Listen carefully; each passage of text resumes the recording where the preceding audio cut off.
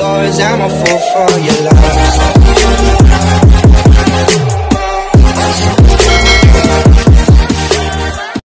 Good day mga ka-sports natin dyan.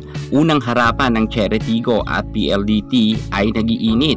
Sa first technical timeout ay halos dikitan pa ang kanilang mga scores. At kita natin na talagang lumalaban ang Cherry Tigo sa PLDT. Kung tutuusin, meron nga ang PLDT Savannah Davison kung saan nawala naman sila ng mga magagaling na setter.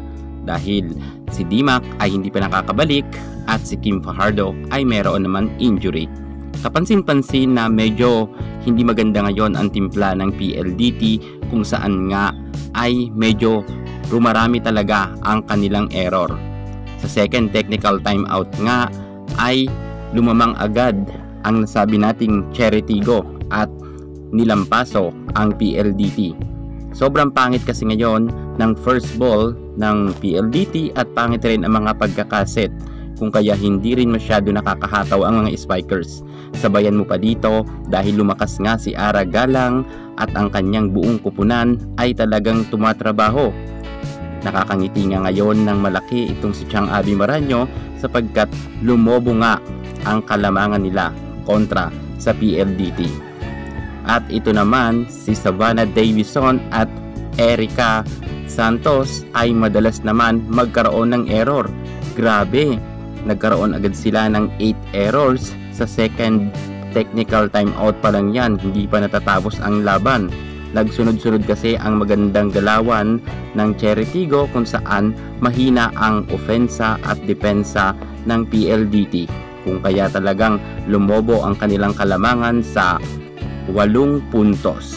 Grabe ang hahabulin ng PLDT, talagang nilampaso sila sa set 1. At kapansin-pansin nga ng pagdating sa duluhan na laban, mas lalong lumobo ang kalamangan ng Cherry Tigo at ma-error talaga ngayon si Davison at ang halos lahat ng PLDT na players, star players nila ay hindi nakakaporma.